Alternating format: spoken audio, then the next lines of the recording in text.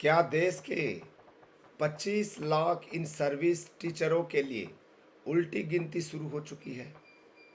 21 मई 2026 को बिहार सरकार ने एक ऐसा आदेश जारी किया है जिसने न केवल बिहार बल्कि पूरे देश के शिक्षक गलियारों में हड़कंप मच गया है दोस्तों। क्या बिना टेट पास किए अब वेतन मिलना असंभव हो जाएगा? क्या आपकी नौकरी अब सुरक्षित नहीं है? आज हम सुप्रीम कोर्ट के दो सबसे बड़े फैसलों और बिहार राज्य की बदलती मंशा का हम एनालिसिस करेंगे। वीडियो के अंत में हम त्रिपुरा के सजल देव केस की नए तारीख पर भी बात करेंगे।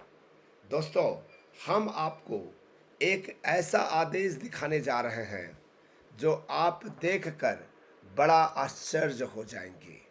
ठीक है दोस्तों, मेरी बात को आप लोग सुनिए। ये है शिक्षा विभाग यानी कि पटना का 21/5/2026 का आदेश। ठीक है। और ये आदेश जो है माननीय सर्वोच्च न्यायालय नई दिल्ली द्वारा, ये जो डायरी नंबर है, ठीक है, राज्य सरकार एवं अन्य बनाम मनोज कुमार का जो केस है 16/1/2026 को पारित आदेश के अनुपालन में निर्णय किया गया था। दोस्तों, इस आदेश से तो ऐसा प्रतीत होता है कि अब आपके, ठीक है, आपको राहत मिलने की संभावना बहुत कम है। ठीक है। वादीगण का कहना था कि हम लोगों को सत्र 2015-17 और सत्र 2016-18 में प्रशिक्षण हेतु भेजा गया था। ये सब कह रहा है। ठीक है। अब इस आदेश से तो ऐसे प्रतीत होता है कि यहाँ पर जो है वित्तीय लाभ नहीं मिलेगा। ठीक है दोस्तों, वित्तीय लाभ मिलने की संभावना सबसे कम है। ठीक है। अब हम जो है बात करते हैं दोस्तों, पूरी की पूरी जानकारी मैं आपको दे रहा हूँ, उसको समझते जाइएगा। ठीक है। यहाँ पर ध्यान दीजिएगा।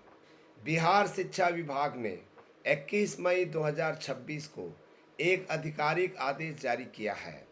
यह आदेश सुप्रीम कोर्ट के 16 जनवरी 2026 के फैसले मनोज कुमार बनाम बिहार राज्य के अनुपालन में निकाला गया है और सरकार ने स्पष्ट कर दिया है कि केवल उन शिक्षकों को प्रशिक्षित वेतनमान का वित्तीय लाभ मिलेगा जिन्होंने टेट उत्तीर्ण की है।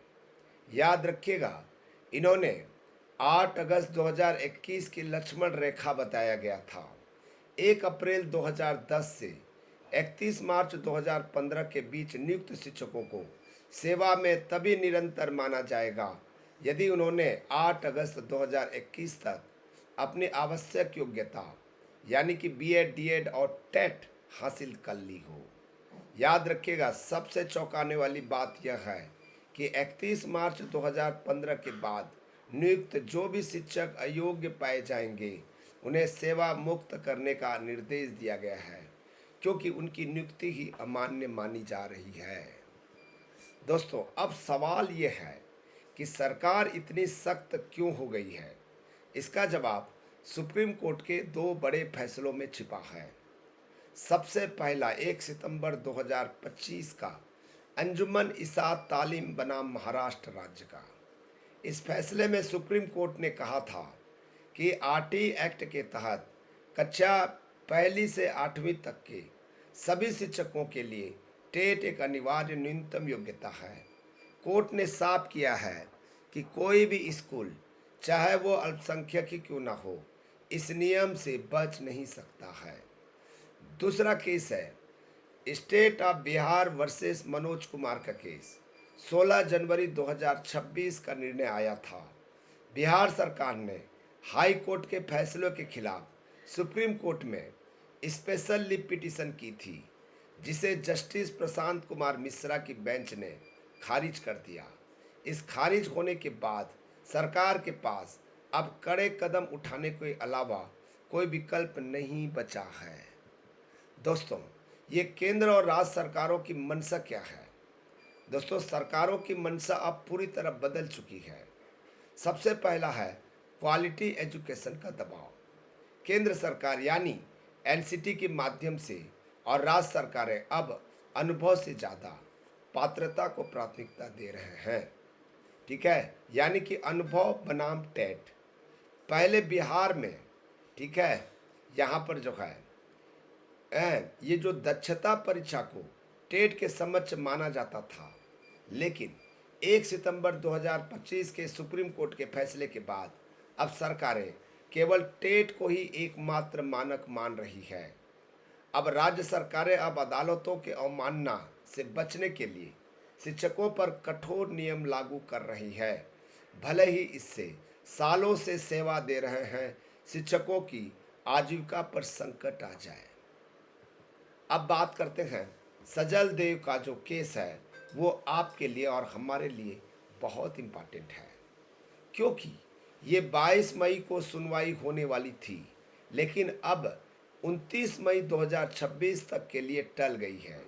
यह केस इसलिए महत्वपूर्ण है क्योंकि यह नियमितीकरण और पुरानी सेवा के आधार पर सुरक्षा की मांग करता है।